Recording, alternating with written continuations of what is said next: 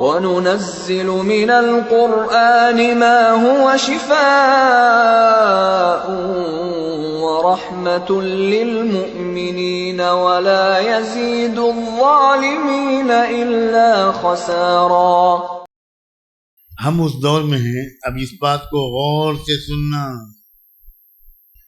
کئی سو سال سے مسلمان نیچے لڑکتے جا رہے تھے، بہت محنتیں، بہت تحریکیں، بڑی کوششیں ہمارے عظیم محسنوں نے اس امت کو سنبھالنے کے لیے کی اور کر رہے ہیں، اور جو خرابیاں مسلمانوں میں عام ہو گئی، بے حد فضول خرچی، سستی اور کاہلی، جمود اور تعطل، وقت ضائع کرنا، اللہ کے دیے ہوئے پیسوں کو برباد کرنا، جھوٹ بولنا، کام چوری، محنت نہ کرنا، اس طرح کی سینکڑوں خرابیاں مسلمانوں میں آ گئی۔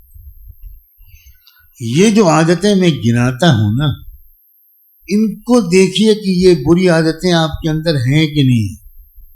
مطمئن مت ہوئیے اپنی داڑھی سے اور کرتے اور ٹوپی سے، بالکل مت ہو۔ آپ دیکھیے کہ آپ وقت ضائع کرتے ہیں کہ نہیں کرتے، آپ پیسہ برباد کرتے ہیں کہ نہیں کرتے، پان میں، گٹکے میں، موبائل میں، شادیوں میں۔ ان چیزوں کو درست کرو بھائی۔ اب علامتیں یہ بتا رہی ہیں کہ مسلمانوں کو دوبارہ دنیا کو سنبھالنے کا کام اللہ کی طرف سے دیا جانے والا ہے، لیکن اصلی مسلمانوں کو، نقلی مسلمانوں کو نہیں۔ آپ نے بڑے خوش ہو کر انشاءاللہ کہا، اب دوسری بات سن لیجئے، اب وہ دور آ رہا ہے جس میں نقلی مسلمانوں کو اصلی مسلمانوں سے الگ کر دیا جائے گا اور ان کو دجال کے سپاہی بنا دیا جائے گا۔ مہلت کم بچی ہے، دوبارہ کہتا ہوں مہلت کم بچی ہے، تیسری بار کہتا ہوں مہلت کم بچی ہے۔ اسی میں بہت کچھ ہونا ہے، اسی میں امام مہدی کا آنا ہے، ظاہر ہونا ہے، اسی میں عیسیٰ علیہ السلام کا نزول ہے، اسی میں دجال کا سامنے آنا ہے، اور اسی میں وہ بہت بڑی بھیانک جنگ کا ہونا ہے جس میں ہر 100 میں سے 99 مار ڈالے جائیں گے۔ اسی میں مسلمانوں کی بہت بڑی تعداد کو اللہ تعالیٰ کی طرف سے محروم کر دینے کا فیصلہ سامنے آ جائے گا۔ لیکن میں کیا کروں، کن لفظوں کو بیان کروں، لفظوں میں بیان کروں، کیا حالت ہے ہماری، کوئی تیز رفتاری، کوئی سنجیدگی، کوئی جنونی کیفیت، کوئی اپنی مکمل اصلاح کی تڑپ مجھے تو نظر نہیں آئی، بالکل نظر نہیں آئی۔ اپنی زندگی میں ایک ٹھوس تبدیلی لاؤ دوست۔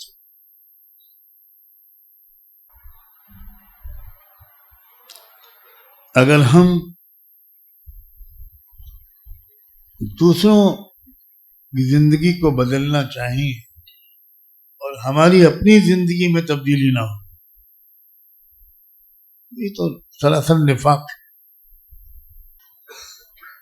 مغرب کے ہاتھ میں قیادت آئی کئی 100 سال سے، یورپ کے ہاتھ۔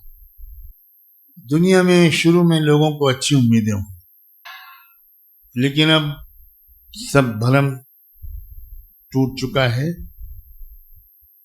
اور اس مغرب نے انسانیت کو فائدہ کم اور نقصان بہت زیادہ پہنچایا ہے۔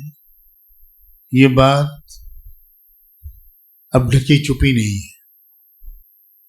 عدالتی نظام کتنا چوپٹ کر دیا، تعلیمی نظام کس قدر تباہ کر دیا، معاشی نظام کس قدر تباہ کر دیا، کرپشن کتنا عام کر دیا، روحانی بے سکونی کتنی عام کر دی، آپس میں بھائی کو بھائی پر بھروسہ نہ رہا، فیملی سسٹم ٹوٹتا چلا جا رہا ہے، ریپ، لڑکیوں کا عزتوں کا لوٹنا بڑھتا چلا جا رہا ہے، جرائم بڑھ رہے ہیں، مرڈر بڑھ رہے ہیں، دنیا کے جیل چھوٹے پڑ رہے ہیں، روز نئے قیدیوں کی تعداد آ رہی ہے اور جیل میں قیدیوں کے رہنے کی جگہ کم پڑتی جا رہی ہے۔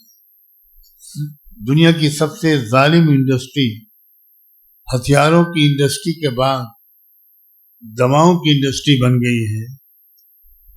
دوائیں بنائی جا رہی ہیں تاکہ بیماریاں پھیلیں۔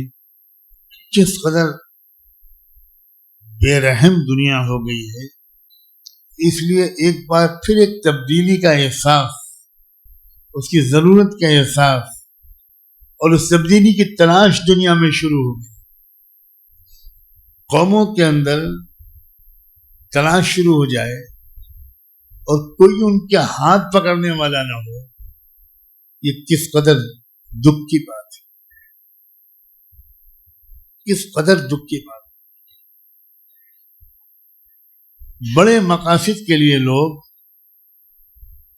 کہیں جا کر کچھ مدت قیام کر کے تربیت لینے پر آمادہ ہی نہیں۔ ایک قدم آگے بڑھتا ہے کوئی، 10 قدم پیچھے چلا جاتا ہے۔ بیوی راضی نہیں ہے، فلاں راضی نہیں ہے، فلاں راضی نہیں ہے، فلاں۔ جن برائیوں کو آپ دنیا سے نکالنا چاہ رہے ہیں، پہلے اپنے اندر سے نکالیں۔ جن اچھائیوں کو آپ دنیا میں دیکھنا چاہ رہے ہیں، پہلے اپنے اندر لائیے، اور اس کے لیے اچھے ماحول میں کچھ مدت رہیے۔ بیان سننے سے کام نہیں چلے گا، اچھے دوست، اچھا ماحول، اچھے رہبر اور قرآن مجید سے تعلق کو بڑھائیے۔ قرآن سمجھ کر پڑھنے کی کوشش کرنا ضروری ہے۔ اللہ تعالیٰ ان سب مفید باتوں پر عمل کرنے کی ہم سب کو توفیق عطا فرمائے، اور یہ جو کیفیت ہماری ہے کوئی بلند ارادی نہیں ہے، انقلاب لانے اور تبدیلی لانے کا کوئی جذبہ ہمارے اندر نہیں، اسلام کے مزاج کے بالکل خلاف ہے۔ من رأى منکم منکرا فلیغیرہ بیدہ،